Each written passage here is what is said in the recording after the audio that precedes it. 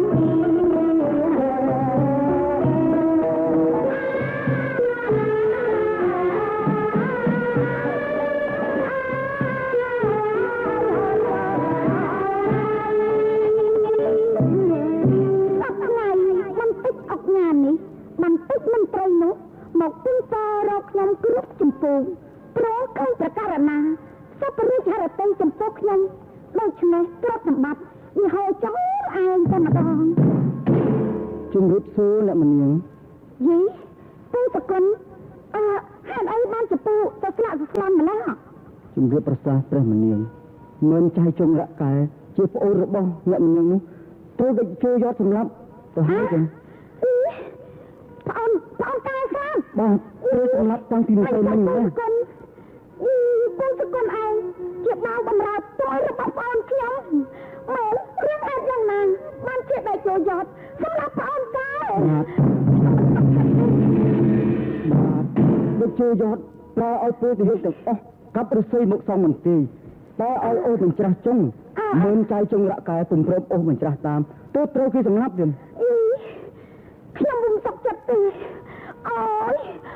លោកអើយខ្ញុំមិនសុខចិត្តទេខ្ញុំត្រូវទៅហោះត្រូវឲ្យឃើញទៅចូលយ៉ាត់សម្លាប់ប្អូនយើងត្រូវតែសងសឹកឲ្យតតែបាន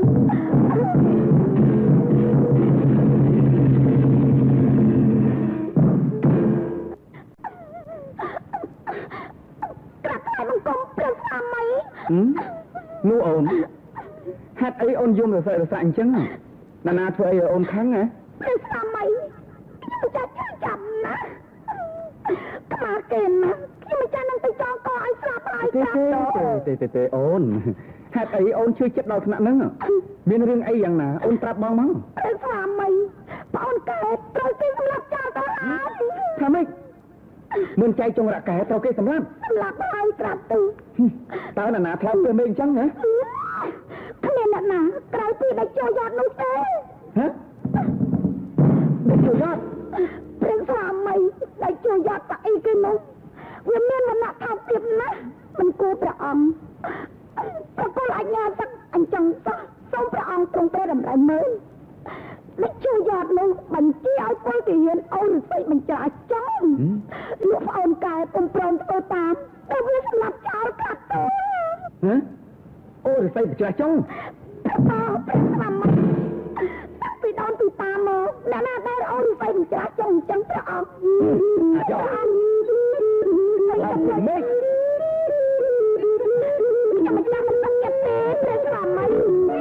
បានតែចង់ឲ្យគេសម្លាប់អញ្ចឹងអាចោចង់អីចិត្តធំក្រៃណា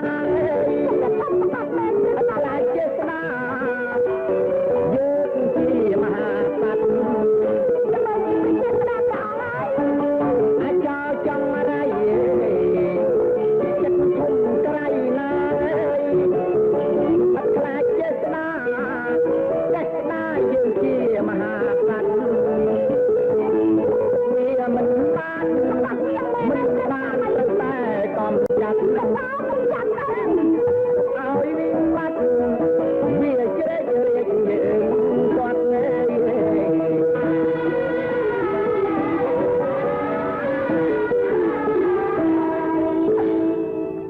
លោកអុកញ៉ាចាក់ក្រៃនិងអុកញ៉ាកលាហោមជួយមកនេះគូណាថ្លៃពិសេស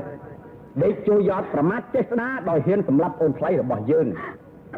ដូច្នេះលោកទាំងពីរត្រូវលើកទ័ពទៅបង្ក្រាបឆ្លើយសឹកសៀមដែលបះបោនោះម្ដងទៀតវិញគូណាថ្លៃពិសេសសូមទទួលព្រាយជាបញ្ជាក្រាបទូលហើយបញ្ជូនខ្លួនដេកជួយយត់មកឲ្យយើងកាត់ទោសជាប្រញាប់ឮទេគូណាថ្លៃពិសេស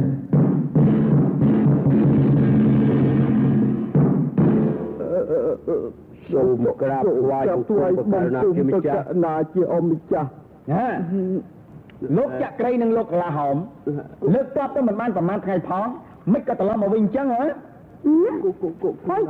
អាណាមិនឃើញមកចូលយត់លោកអត់បានចាប់វានោះមកផងទេហ៎បបិទ្ធបុគ្គលណាទូលព្រះបង្គំបានគោរពតាមបទបញ្ជារបស់ព្រះអង្គសពគ្រប់ទាំងអស់ប៉ុន្តែយ៉ាងម៉េចណាប៉ុន្តែយ៉ាងម៉េចគណៈថ្លៃវិសេសទូលព្រះបង្គំទាំងពីរអ្នកលើកទ័ពទៅដល់ចូលទៅជួបដៃជួយត់ហើយបង្ហាញចดหมายឡាយពហោះលេខារបស់ព្រះអង្គដែលតម្រូវឲ្យទូលព្រះបង្គំទៅប្រាប់ប្រាមសង្គ្រាមជំនួសហើយឲ្យដៃជួយត់ចូលខ្លួនមកទទួលទោសតែហើយអាយ៉ាតនោះវាថាយ៉ាងម៉េចទៅនៅពេលដែលឃើញចดหมายរបស់ព្រះអង្គនោះបាទព្រះមនាងណែដេកចូលយត់អត់តក់ស្លុតសោះមកជាសោយស្ងួតដោយកំហឹងហើយពួលមកកាន់ពួកខ្ញុំថាយ៉ាងម៉េចគាត់គួងតែចូលខ្លួនមកទទួលទោសទេប៉ុន្តែចាំឲ្យសង្គ្រាមចប់សពគ្រប់សិនព្រោះការដែលចេញទៅធ្វើសឹកនេះក៏ជាព្រះរាជបញ្ជារបស់ព្រះអង្គដែរព្រះអង្គបានទាំងប្រទានដល់អាញាសឹកនិងកិច្ចសន្យាលេលាក់អសរផងនៅក្រាបទូលវាថាចឹងក្រាបទូលហ៊ានប្រឆាំងបបិទ្ធប្រកាសណាទូលព្រះបង្គំពុំហ៊ានចាប់បង្ខំទេព្រោះសម្គាល់ឃើញពលទាហានរបស់ដៃជួយយត់សុទ្ធតែអង្គអាចក្លាហានហើយគ្រប់គ្រងមេគាត់តបគឺទាំងអស់ក្រាបទូលពិតប្រកបមែនហើយព្រះអង្គដាច់ខាតត្រូវតែហៅអាយ៉តមកឲ្យចូលតែបានឯណាក្រុមប្រាក់នេះណាគូដល់ផ្លូវពិសេសចូលលោកតែងព្រះរាជសារជាបញ្ញត្តិហៅដៃជួយយត់ឲ្យចូលខ្លួនមកជួបយើងជាដាច់ខាតឲ្យផ្អាកការធ្វើសង្គ្រាមនោះសិនណាគូដល់ផ្លូវពិសេសសូមទទួលព្រះបញ្ជា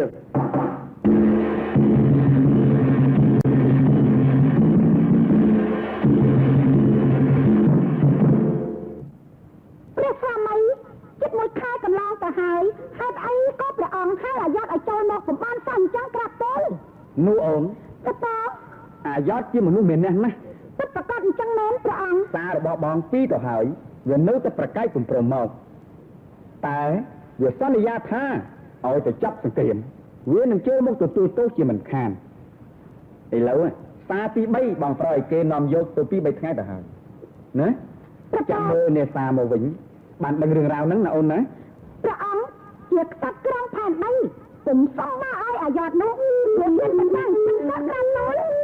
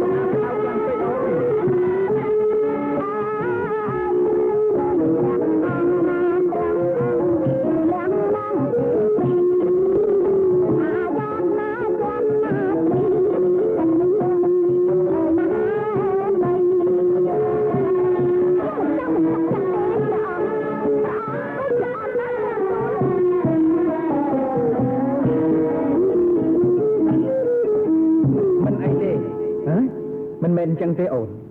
យ៉ាងម៉េចព្រះអង្គបងមិនអោយអាយ៉តវារួចខ្លួនជាដាច់ខាតបើផ្ចាញ់វាមិនបានទេខ្ញុំមិនចាស់នឹងទៅសម្លាប់ខ្លួនហើយទេ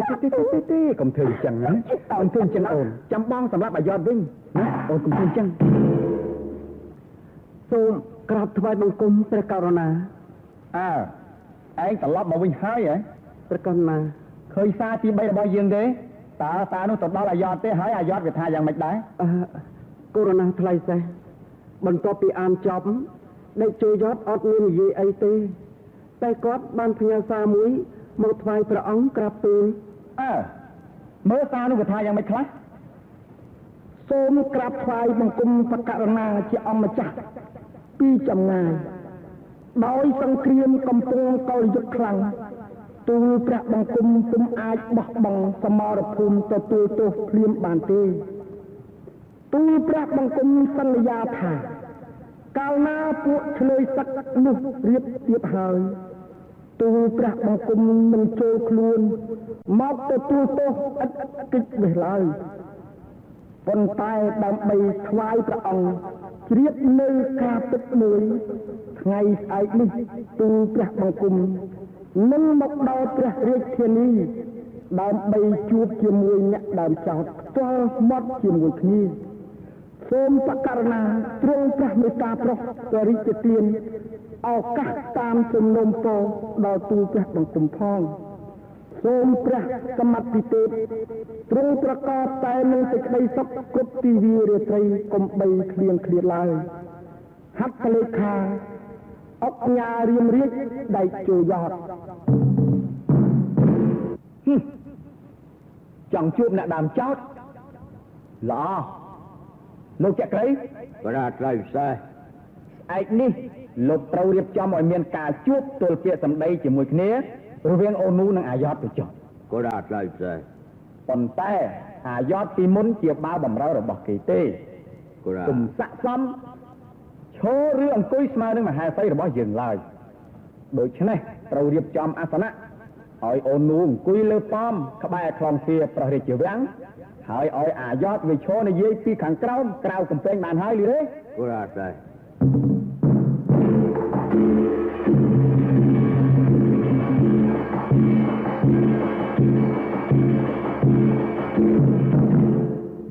អូលោកអង្គញាដែលជួយយត់ជួយមកហើយហ៎បាទសូមលោកឈប់ទាំងនេះសិនចុះណែពួកមីដែរជួយចាំនាងចេញមកអ្នកម្នាងជើញចាជំរាបសួរអស់លោកទាំងអស់គ្នាបាទខ្ញុំទាំងអស់គ្នានេះធ្វើជាសាក្សីរងចាំស្ដាប់ហើយសម្ដេចយកវាទល់ហៈលោកជាអ្នកកត់ត្រានោះអ្នកម្នាងចេញមកហើយណែសូមលោកដែលចូលសាកសួរដេញដោលអ្នកម្នាងចុះជំរាបសួរអ្នកម្នាងតែជឿយត់ខ្លាហានណាស់ធម្មតាមេតបត្រូវតែក្លាហានទើបធ្វើសិទ្ធិសង្គ្រាមឈ្នះគឺព្រះម្នាងនោះជាអ្នកដើមចោលឬត្រូវហើយហេតុអីដែលជឿយត់សម្រាប់ផងប្រុសរបស់យើងព្រោះមានចៃសម្រាប់តែអ្នកប្រឆាំងនឹងអាចអាស័ក្តិតែគាត់ទំគាត់មេគាត់ទំគាត់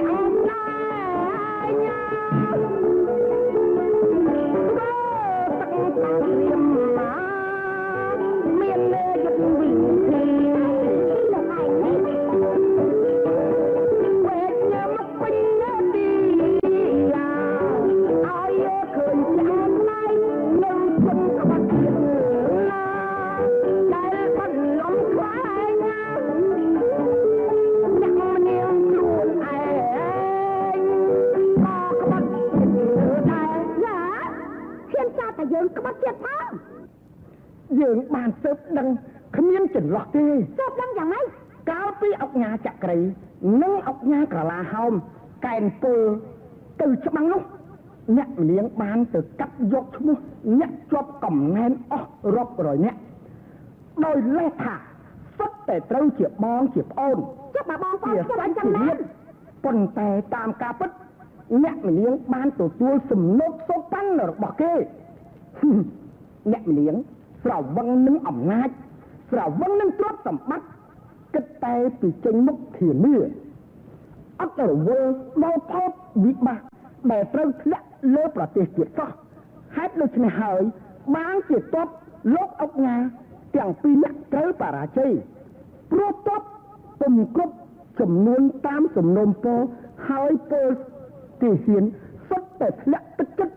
ចំពោះអំពើអយុត្តិធម៌របស់អ្នកម្នាណាឈប់និយាយទោះបីយ៉ាងណាក៏លោកឯងត្រូវទទួលទោសដែរព្រោះលោកឯងហ៊ានសម្លាប់បងថ្លៃស្ដាយណាខ្ញុំបញ្ជាឲ្យទីហ៊ានអូសរស័យបញ្ច្រាស់ចុងនោះគឺជាការសាកល្បងចិត្តពលទីហ៊ានតើមានអ្នកណាប្រឆាំងទេព្រោះក្នុងការធ្វើសឹកសង្គ្រាមបើពលទីហ៊ានពុំស្ដាប់បញ្ជារបស់មេតបដាច់ខាតច្បាំងពុំឈ្នះអូដៃជួយ៉នឆ្លាតវៃណាស់តើមានใจចង់រកែដោយអាងញាក់មាននោះជាខែលការពារគេបបួលគ្នាឲ្យប្រព្រឹត្តផ្ទុយនឹងបញ្ជារបស់ខ្ញុំទើបខ្ញុំត្រូវតែសម្លាប់ចោលដើម្បីកុំឲ្យអ្នកដទៃយកតម្រាប់តាម